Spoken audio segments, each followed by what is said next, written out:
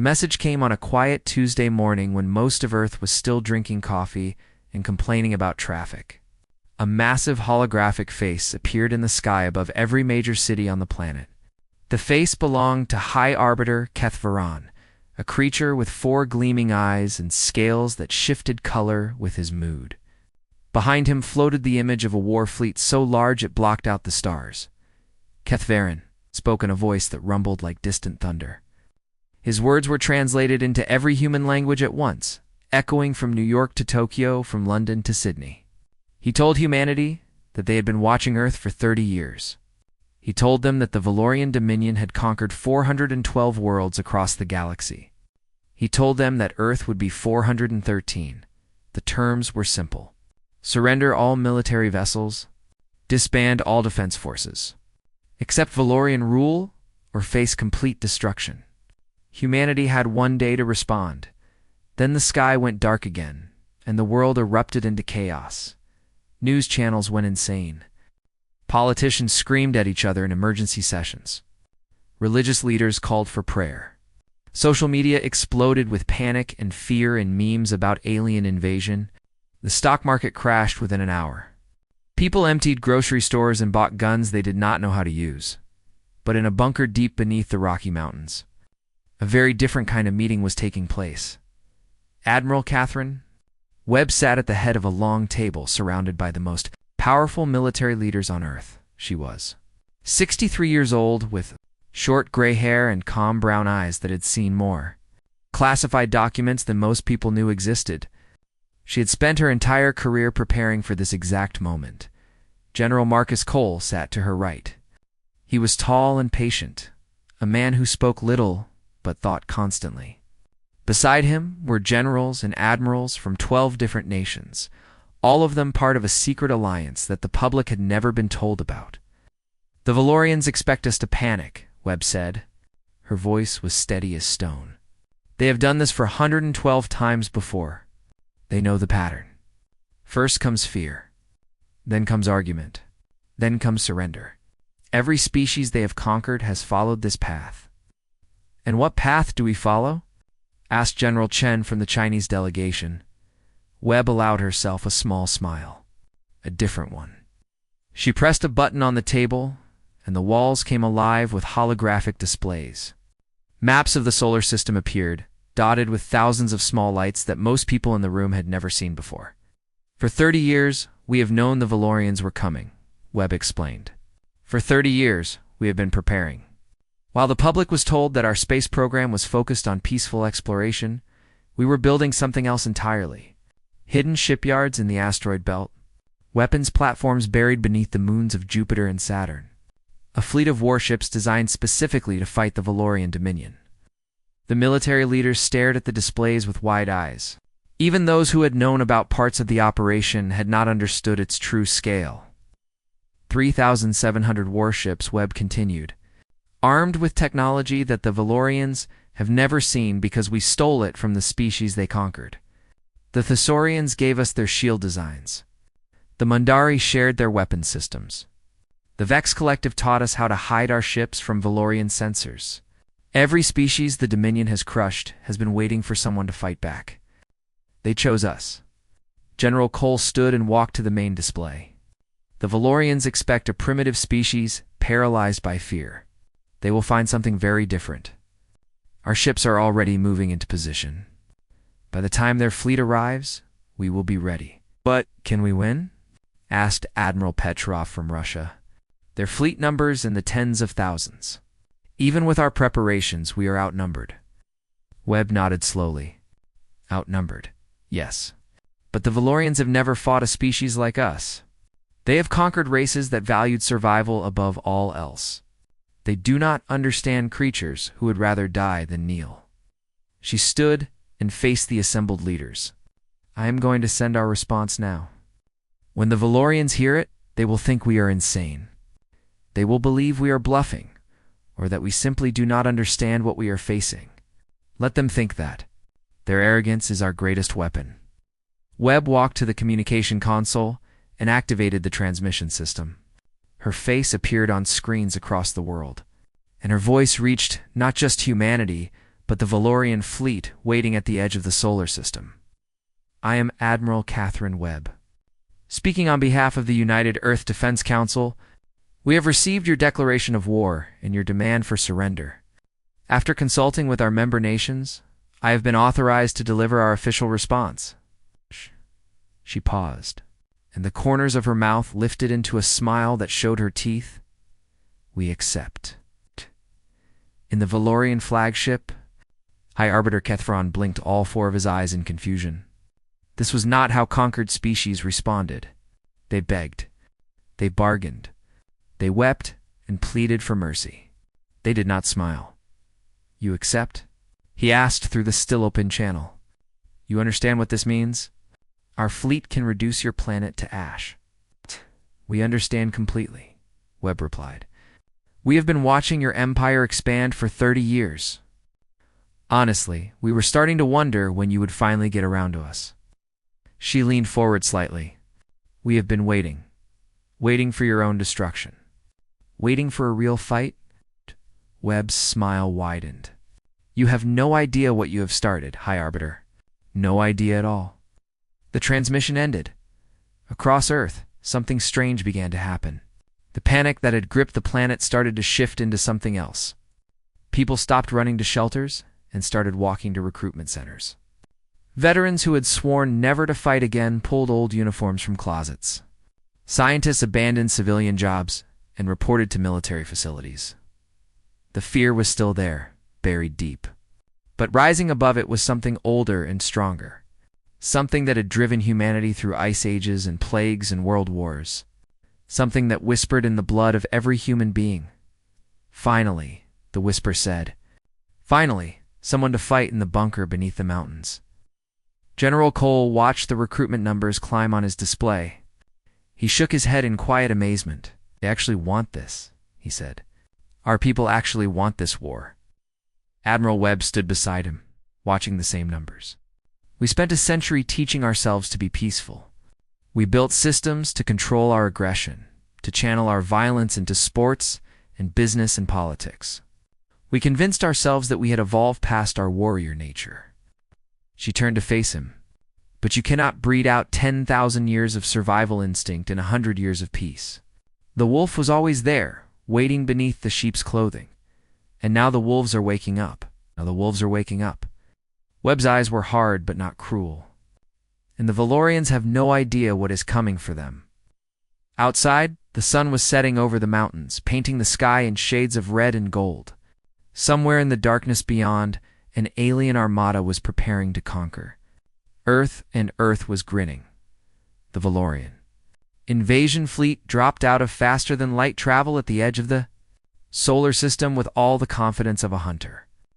Entering a rabbit's den, 12,000 warships spread across the darkness like a metal cloud, each one carrying enough firepower to level a continent. At the center of the formation sat the flagship Eternal Dominion, where High Arbiter Kethron watched the distant blue dot of Earth on his view screen. Sensor report, he commanded. High Arbiter, the sensor officer replied. We detect approximately 300 human vessels in orbit around their planet. Basic designs. Minimal weapons. They appear to be converted cargo ships and mining vessels. Kethron's mandibles clicked with amusement. 300 ships against 12,000. They armed their merchant fleet and called it a navy. How precious. Fleet Commander Yothanar stood at the tactical display, his four eyes studying the formation patterns of the human vessels. They are not even attempting to form defensive lines, High Arbiter. They seem to be simply waiting.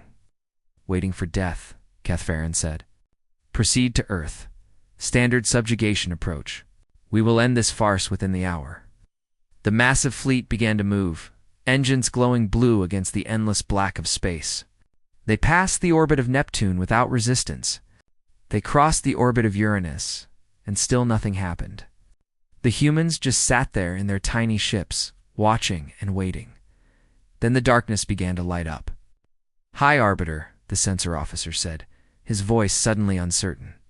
We are detecting new signatures. Many new signatures. They are appearing from behind the gas giants. Reinforcements? How many? The officer was silent for a long moment. When he spoke again, his scales had turned pale gray with shock. Thousands. High Arbiter. Thousands of ships. They were hidden behind the moons and in the shadow of the planets. They were powered down, so our sensors could not detect them. They had been waiting there the entire time. On the main view screen, the scene transformed before their eyes. Ships rose from the clouds of Saturn like metal fish surfacing from a dark ocean. Vessels emerged from the shadow of Jupiter's great moons in perfect formation. Hundreds more appeared from the asteroid belt, their engines flaring to life after years of patient silence. And these were not converted cargo ships. These were warships. Real warships with weapons that gleamed, hulls that had been built for one purpose only. A transmission crackled through the Valorian communication system. Admiral Webb's face appeared on every screen in the fleet, and she was smiling that same unsettling smile. "Hi, Arbiter Kethvaran. I hope you do not mind, but we took the liberty of moving our real fleet into position while you were traveling. Those ships around Earth are just volunteers. Civilians who wanted to help defend their planet. Brave people, but not soldiers." Her eyes glittered with something that looked almost like joy. "The actual Navy is out here, and we have been waiting a very long time to meet you." Kethvaran gripped the arms of his command throne so hard his claws left marks in the metal. "This is impossible. Our intelligence said you had no significant military capability. Our scans showed no shipyards, no weapons facilities, no fleet construction. Your intelligence saw what we wanted them to see. 30 years, High Arbiter. We have had 30 years to prepare for this day. Did you really think we spent all that time doing nothing?" The human fleet continued to grow as more and more ships revealed themselves. 4,000. 5,000. 7,000 vessels, arranging themselves into attack formations that spoke of careful planning and endless practice. "High Arbiter," the sensor officer said, his voice now trembling. "Some of these weapons signatures do not match any human technology in our database. Several of these systems appear to be the Saurian design. Others look like Mundari weapons. And there are shield configurations that we have never seen before." Webb nodded on the view screen. "The Thesaurians were very happy to share their technology once they learned what we were planning. So were the Mundari, and the Vex Collective, and a dozen other species you have conquered over the centuries. Funny thing about all those worlds you crushed, High Arbiter, they never stopped hoping that someone would stand up to you. They just needed someone crazy enough to try." The full horror of what humanity had accomplished began to dawn on Kethvaran. This was not just a human fleet. This was an alliance. A coalition of conquered peoples who had secretly sent their best technology, their finest weapons, their most precious knowledge to the one species that had looked at the Valorian Dominion and decided to prepare for war instead of running away. "You have been planning this since before we even contacted you," Kethvaran said slowly. "We have been planning this since the day our telescopes first detected your scout ships entering our solar system 32 years ago. We watched you. We studied you. We learned everything we could about your empire and your methods and your weaknesses, and then we started building." "Why?" Kethvaran demanded. "Why not simply surrender? We would have integrated your species peacefully. You would have lived comfortable lives under our rule." Admiral Webb's smile faded, replaced by something cold and hard. "Because we have seen what your peaceful integration looks like. We have spoken with refugees from the worlds you conquered. We know what happens to species that surrender to you. You do not want subjects, High Arbiter. You want slaves. And humanity does not kneel." She leaned forward, and her voice dropped to something almost gentle. "There is something you need to understand about our species. Something your psychological profiles failed to capture. We did not stop fighting wars because we became peaceful. We stopped fighting because we ran out of enemies worth fighting. For 100 years, we have been forced to compete against ourselves, to channel our aggression into smaller and smaller contests.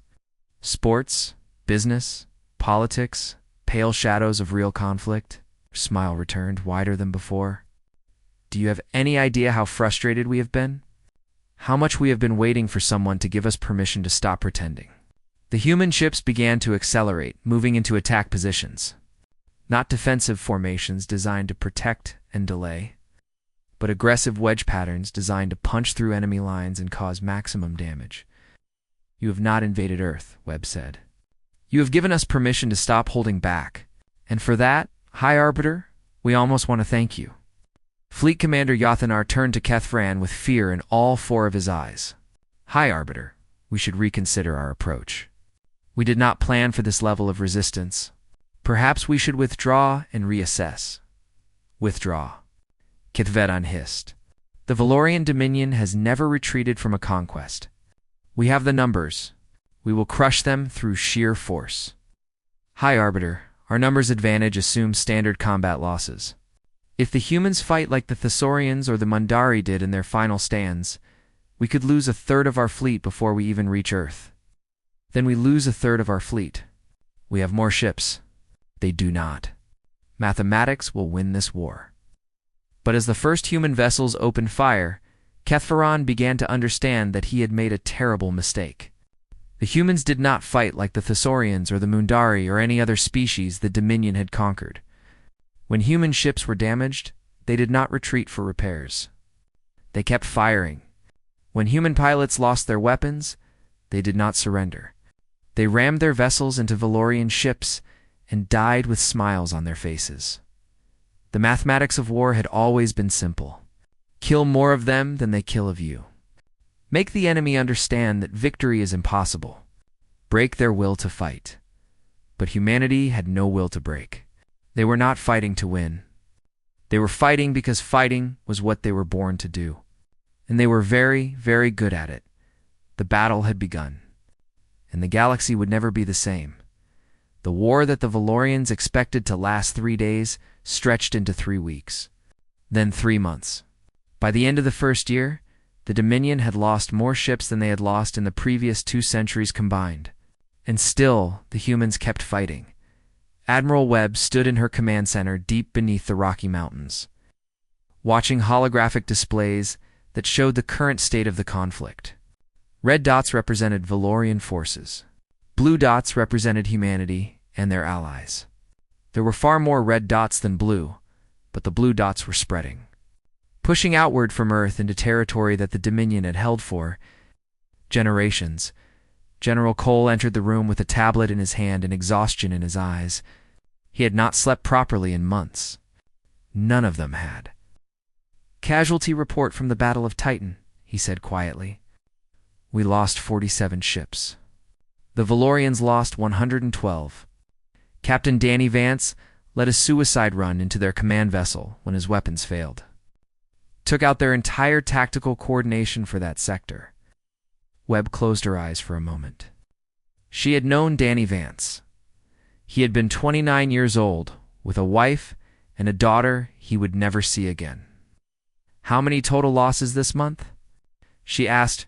"Military personnel, approximately 80.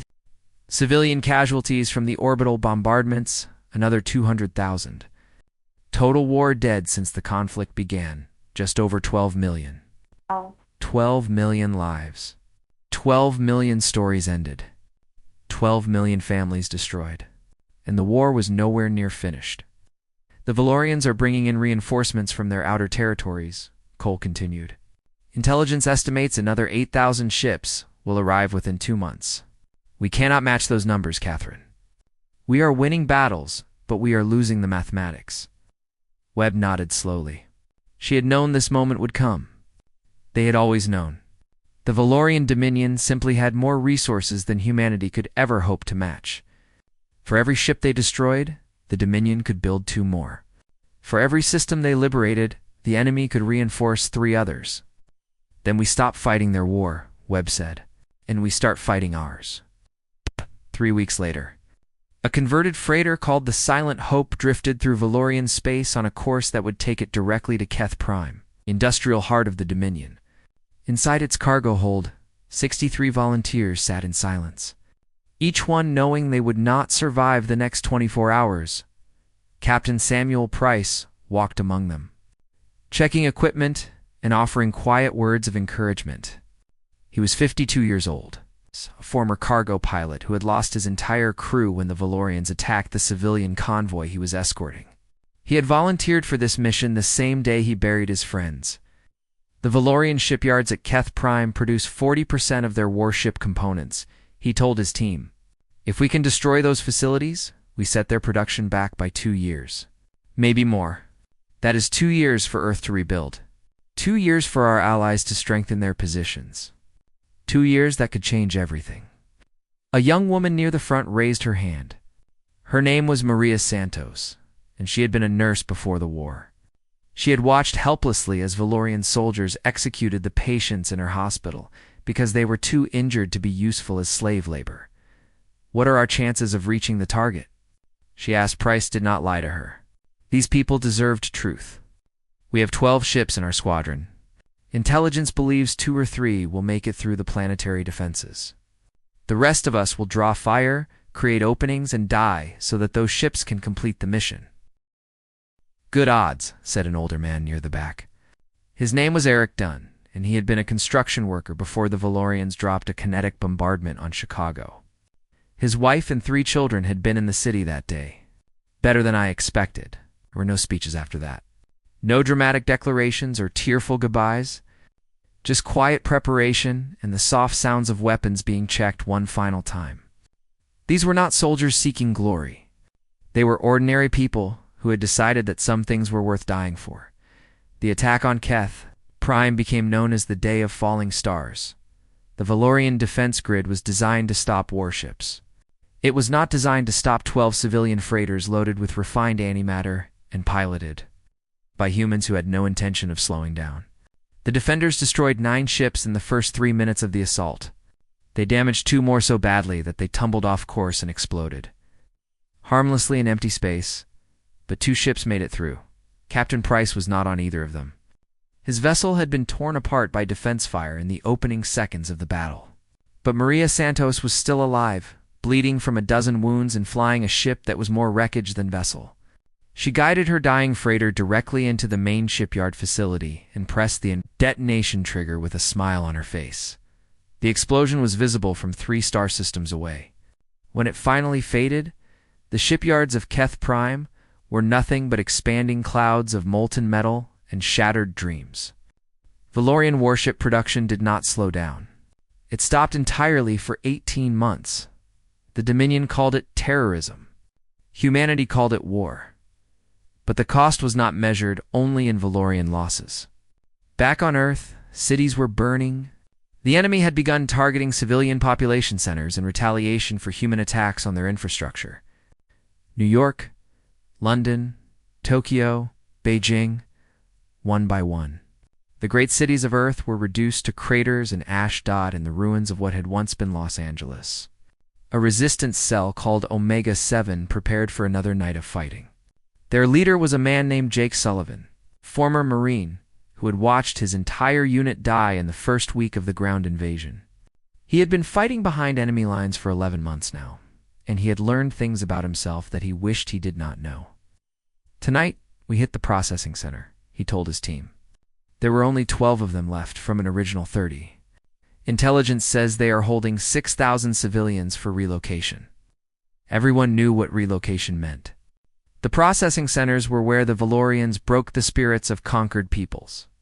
Psychological conditioning, memory erasure, genetic modification to remove aggression and independence. Those who entered came out as something less than human, obedient, compliant, empty. We cannot free 6,000 people, said Sophie Martinez, the cell's demolitions expert. We do not have the numbers or the firepower. No, Sullivan agreed. But we can make sure that center never processes anyone again. The raid began at midnight. 12 humans against 200 Valorian guards. They did not try to win in any traditional sense. They simply tried to last long enough for Martinez to reach the power core with her explosives. Sullivan was the last one standing when the night turned to day. The explosion killed him instantly. It also destroyed the processing center completely, freeing 6,000 civilians who scattered into the ruins before Valorian reinforcements could arrive. The enemy found 13 human bodies in the wreckage.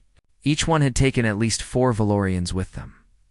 On Sullivan's chest, carved into his armor by his own hand, were words in English that the Valorians could not translate. But the liberated humans knew what they meant. We do not kneel. Across the galaxy, the war continued. Humans died by the millions. Valorians died by the millions. Worlds burned and fleets shattered, and the darkness between stars, filled with debris and bodies and the fading echoes of weapons fire. But something was changing. On conquered worlds throughout the Dominion, species that had been broken for centuries were beginning to remember what hope felt like. They watched the humans fight and die and refused to surrender, and something stirred in their hearts. Something that the Valorians had thought they had destroyed forever. The uprising was coming, and humanity's blood was lighting the fuse. 2 years into the war, High Arbiter Kethvaran did something that no Valorian leader had done in 4 centuries of conquest. He requested a meeting with the enemy. The encounter took place on a small station at the edge of contested space. Far from the battle lines and the burning worlds, both leaders arrived with minimal guards, bound by ancient traditions of honorable parley that even the Valorians still respected. Admiral. Webb studied the High Arbiter as he entered the meeting chamber. He had changed since the war began. His scales had faded from bright purple to a dull gray. 2 of his 4 eyes carried the cloudy film of stress and exhaustion. He moved like a creature who had not slept properly in months. She imagined she looked much the same. Kethvaran did not bother with formal greetings. He simply sat down across from her and spoke. "Your species is insane." Webb raised an eyebrow. "That is not a very diplomatic way to start a peace negotiation. This is not a peace negotiation. This is an attempt to understand." Kethvaran leaned forward, all 4 eyes fixed on her face. "We have studied every intelligent species in this galaxy. Every single one of them, when faced with overwhelming force, eventually chooses survival over resistance. It is the basic equation of conquest. Make the cost of fighting higher than the cost of surrender, and resistance ends. It has worked for 400 years. It has worked on 400 species. Why does it not work on you?" Webb considered the question carefully before answering. "Because you are measuring the wrong things. You calculate costs in terms of lives lost and resources destroyed. You assume that every species values survival above all else. But humans do not think that way. Then how do you think? We ask different questions.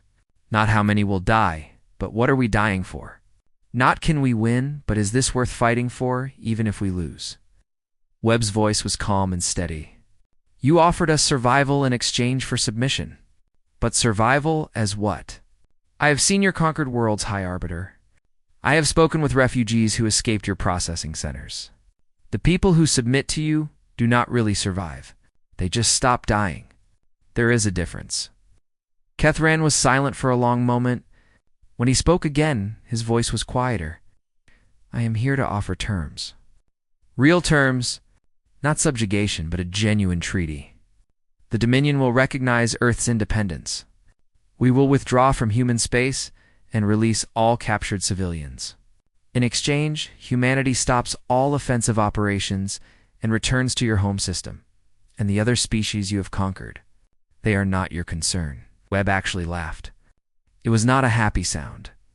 "That is the problem with your empire, High Arbiter. You think in terms of separate species, individual worlds, isolated peoples who can be conquered one at a time.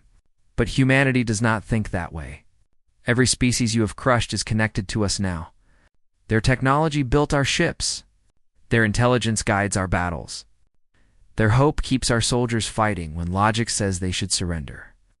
She stood up from the table and walked to the window that looked out at the stars.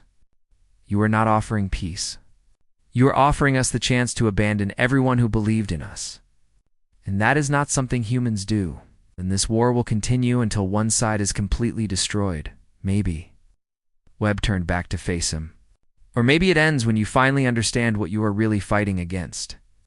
She moved toward the door, then stopped.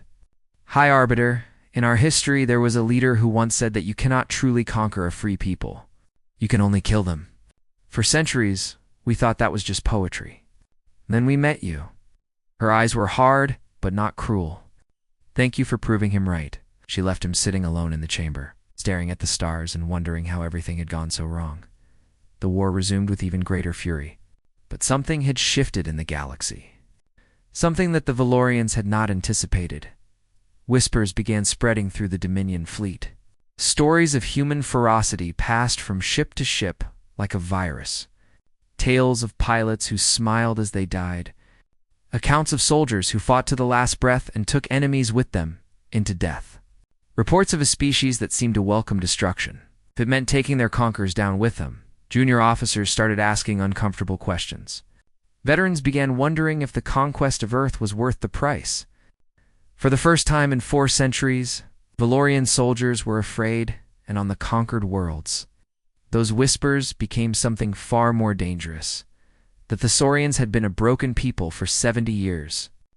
They had been model subjects of the Dominion, compliant, productive, obedient. The fire that had once burned in their hearts had been systematically extinguished through generations of conditioning and control. But news of humanity's resistance reached them through smuggled transmissions and whispered stories.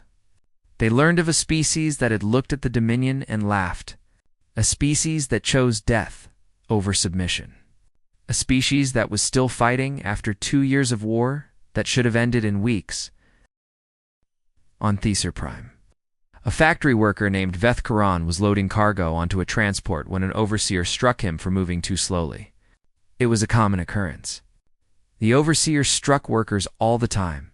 The proper response was to accept the punishment and work harder. But Veth Karan's grandfather had fought in the last Thesorian uprising 70 years ago. He had told young Veth Karan stories of the old days, when his people had been free, and now those stories mixed with the tales of the humans who refused to kneel. Veth Karan picked up a loading tool and hit the overseer back. It was a small thing, a single act of defiance that should have been crushed immediately. But the worker beside him joined in, and the worker beside her, and the one beside him. Within an hour, the entire factory was in revolt. Within a day, the uprising had spread to 3 cities. Within a week, 3 Thesorian worlds were in open rebellion. The Dominion faced a terrible choice. They could divert forces to crush the Thesorian uprising, or they could continue the assault on humanity. They could not do both. They chose humanity. They were confident that once Earth fell, the other rebellions would collapse on their own. They were wrong. The Mundari watched the Thesorian revolt and remembered their own lost freedom. They seized their orbital stations and turned the weapons against their occupiers. The Vex Collective began sabotaging Dominion supply lines. Species that had been conquered for centuries suddenly remembered what it felt like to hope. Admiral Webb received the reports in her command, sent her with something that might have been a smile. General Cole stood beside her, reading the same data. The Dominion is fracturing, he said. They cannot fight us and suppress the rebellions at the same time. They are spreading too thin. They will make a choice soon, Webb replied. They will decide that Earth is the key. If they can break us, the symbol dies. The other species will lose hope and submit again. So they are coming for us with everything they have. Everything they can spare. Intelligence reports their entire remaining fleet is massing for a final assault. Every ship they can pull from every sector. Webb's eyes were distant, calculating. They are betting everything on one attack. If they destroy us, the rebellion ends. If they fail, their empire falls. Cole studied her face. Can we stop them? Honestly, I do not know. Webb turned to face him directly. Our fleet is at 40% strength. Our industrial capacity is exhausted. We have given everything we have, Marcus. There is nothing left. Then we give them something else. Something they cannot understand. What? Cole's expression was grim but determined. A choice. We give them a choice that they have never given anyone else. And we see what kind of species they really are. Webb considered this for a long moment. Then she nodded slowly. Get me a secure channel to our science division. I think it is time to show the Valorians what humanity has really been building. The final battle was coming, and humanity had one last card to play. The Valorian armada arrived in Earth's solar system on a quiet Tuesday morning. just as the first invasion fleet had done 2 years before. But this fleet was different. 28,000 warships filled the darkness between stars, blocking out entire constellations with their mass. It was the largest military force the Dominion had ever assembled in one place. Enough firepower to burn Earth down to bare rock 1,000 times over. High Arbiter, Kethvarin, stood on the bridge of his flagship and stared at the small blue planet on his view screen. He had lost weight since the war began. His scales hung loose on his frame, and his 4 eyes were dull with exhaustion. But there was still determination in his voice when he gave the order. All ships advanced to attack formation. Today we end this. The massive fleet began to move toward Earth, and that was when they saw what was waiting for them. Humanity's remaining ships numbered just over 3,000. Most were damaged. Many were held together with emergency repairs and desperate hope. By any military calculation, it was a token force, a gesture of defiance rather than a real defense.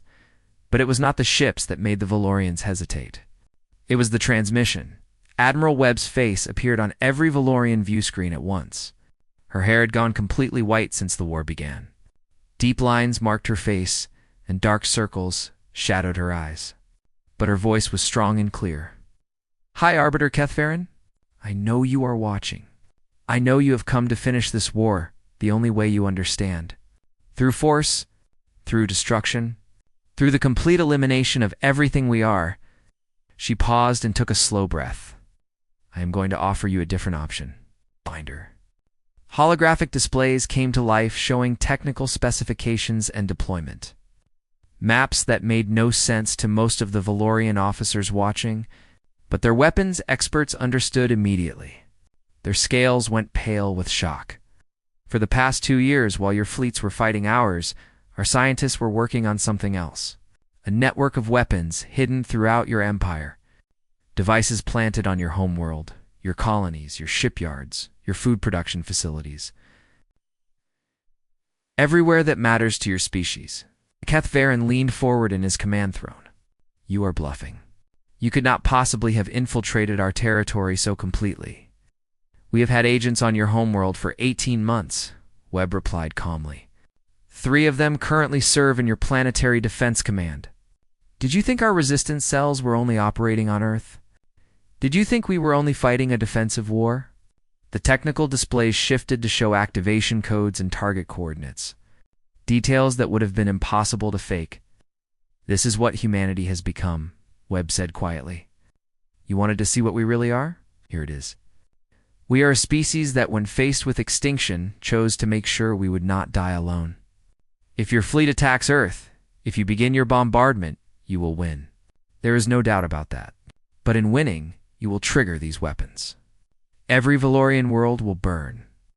Your species will end alongside ours." The Valorian fleet stopped moving. 28,000 ships hung motionless in the darkness, waiting for orders that did not come.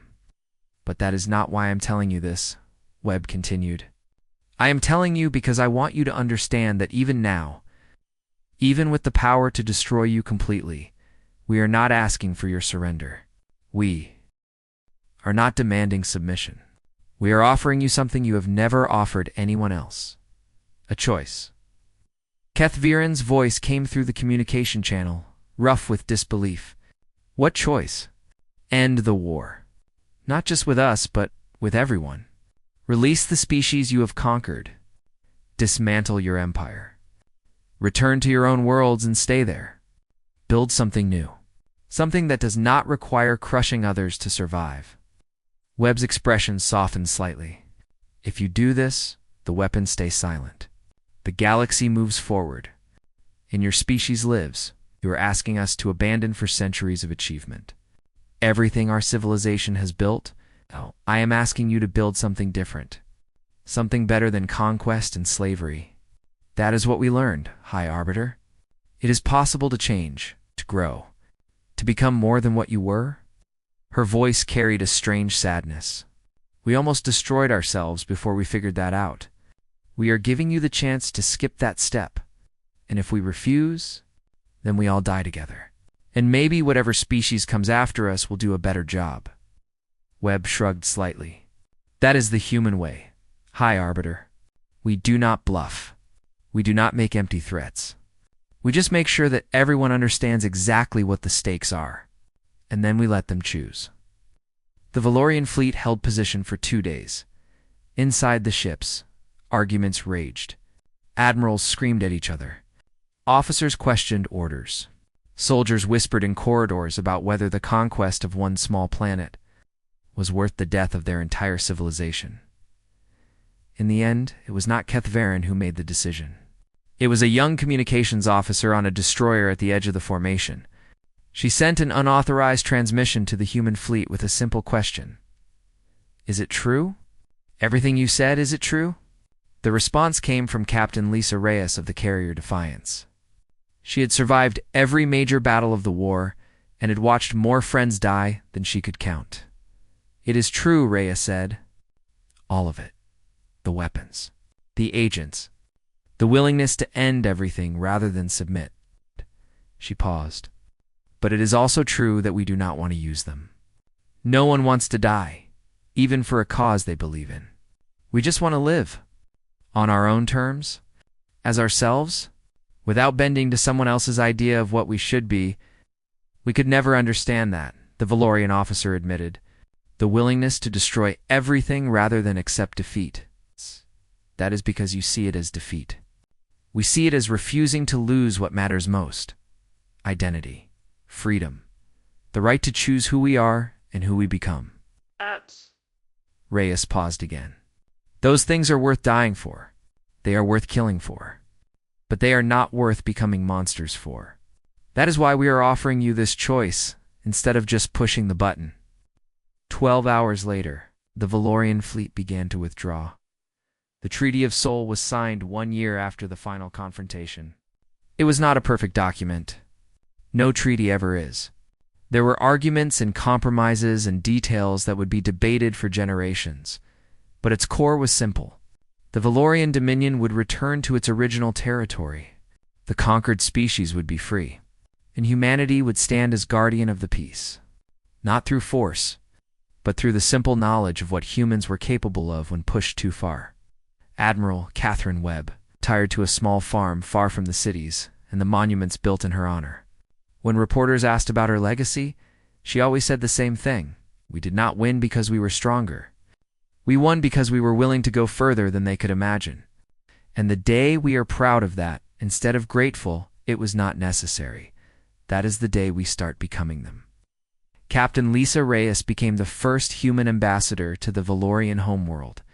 It was difficult work, building trust with former enemies. But she approached it the same way she had approached combat, with patience and determination and an absolute refusal to give up. And on 1,000 worlds across the galaxy, species that had lived in chains for generations learned to be free again. It was not easy. Freedom never is. But there was hope now. Real hope. Because somewhere in the darkness, spinning quietly around an ordinary star, was a small blue world whose people had looked at the most powerful empire in the galaxy and said no. Not today. Not ever. The Valorians had declared war on Earth, and Earth had grinned like it had been waiting. They called it human blood. Not just the blood that was spilled, though there had been so much of that, but the blood that ran through every human vein, the blood that carried stubbornness and defiance and the absolute refusal to accept that any cause was truly lost. The galaxy would remember that blood for 10,000 years, and they would never make the mistake of threatening Earth again.